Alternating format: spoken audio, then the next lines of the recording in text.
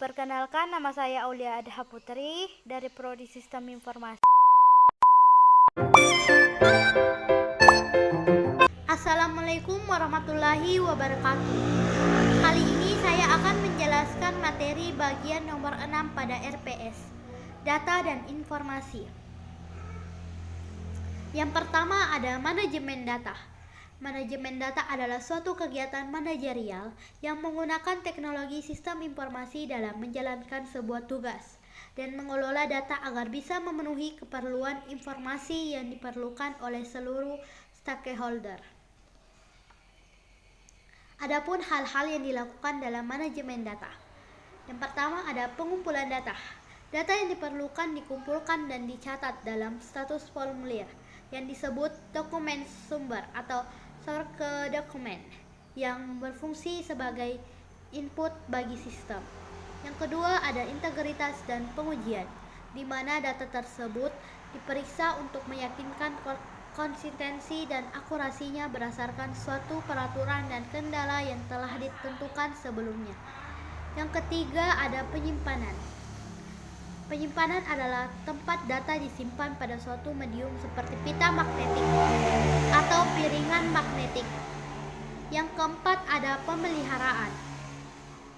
Data baru ditambahkan, data yang diubah, dan data yang tidak lagi diperlukan dihapus agar sumber daya tetap mutakhir.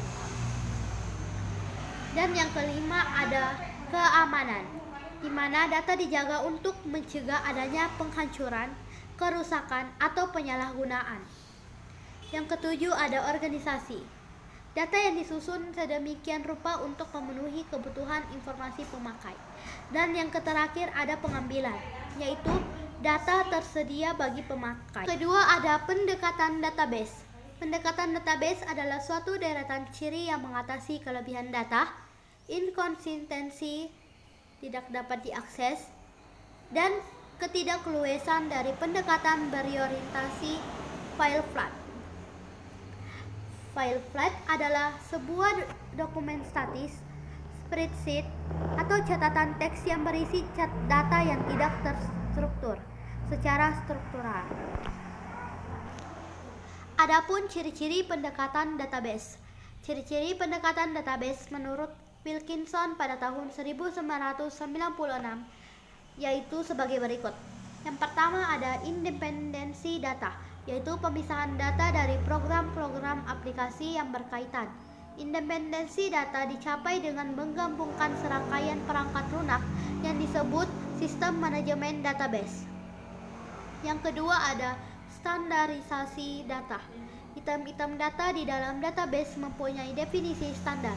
Misalnya item data yang mencerminkan jumlah penjualan hanya memiliki satu nama, arti, dan format. Yang ketiga, pemasukan dan penyimpanan data, seperti jumlah transaksi penjualan. Yang keempat, ada integrasi data. Data-data yang disusun dengan sarana struktural fleksibel disebut set data. Set data dalam pendekatan database juga memadukan data yang berkisar aktivitas dan menjaga kesatuan yang luas. Selanjutnya ada kepemilikan data terbagi. Artinya semua data di dalam satu database dimiliki bersama oleh pemakai. Baik pemakai dari fungsi akuntansi, pemasaran, dan produksi dapat menarik database yang sama. Dan yang terakhir ada manajemen data yang berpusat sistem manajemen database, menjaga database dan menyajikan pandangan logis bagi pemakai dan program aplikasi. Selanjutnya, keuntungan dari pendekatan warehouse. Yang pertama, data diorganisir dengan sangat baik untuk analisis query dan sebagai bahan untuk pemrosesan transaksi. Yang kedua, perbedaan di antara struktur data yang heterogen pada beberapa sumber terpisah dapat diatasi. Yang ketiga, aturan untuk mentransformasi data diterapkan untuk memvalidasi dan mengkonsolidasikan data apabila data dipisahkan dari database OLTP ke data warehouse. Yang keempat, Masalah keamanan dan kinerja bisa memecahkan tanpa perlu mengubah sistem informasi. Dan yang terakhir, kemampuan untuk dapat mengakses data dengan baik dan juga memiliki data yang konsisten. Selanjutnya ada sistem pengambilan keputusan dalam warehouse. Data warehouse merupakan dasar dari aplikasi Decision Support System atau DSS, di mana sangat efektif dalam pengiriman data. Decision Support System atau DSS dalam performance-nya, Decision Support System atau DSS adalah suatu sistem yang menyediakan data untuk user sehingga user dapat menganalisis dari suatu situasi yang ada dan barulah membuat suatu keputusan. Dengan kata lain, adalah suatu sistem yang dapat membantu karyawan untuk membuat keputusan dan lebih efektif dalam menjalankan tugasnya.